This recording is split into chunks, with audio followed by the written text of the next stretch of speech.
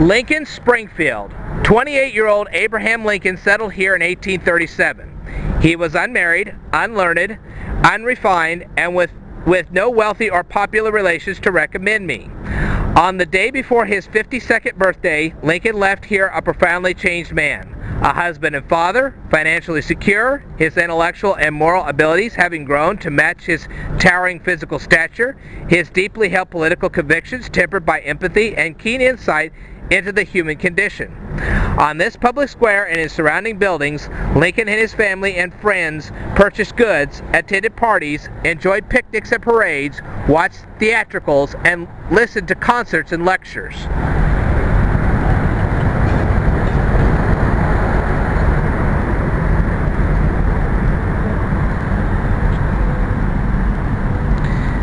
In law offices and courtrooms overlooking this square, he honed in his skills of persuasion.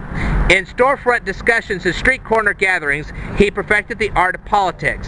Then, as his understanding matured and his convictions deepened, he took his place among the leaders of his time, addressing the people of the nation in powerful, eloquent words that echoed beyond this small prairie capital.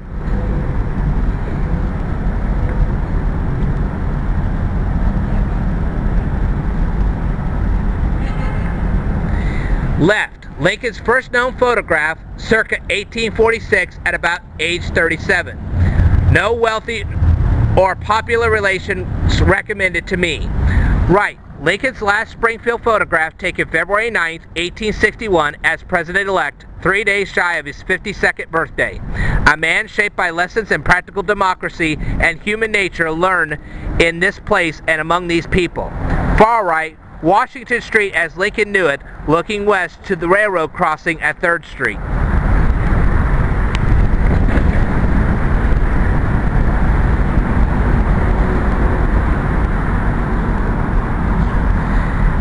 Springfield was the center of Lincoln's world for a quarter century. When he arrived here, Springfield was, like himself, shaking off its rough frontier beginnings. The legislature had recently named it the state capital, but there was no state house. Less than 2,000 people lived here. In summer, the unpaved streets were dusty, and in winter they were hopelessly muddy. Cows, chickens, and pigs wandered freely about. Frogs croaked in undrained swamps. To the unsophisticated Lincoln, however, Springfield had more grandeur than the backwoods settlements for whence he came.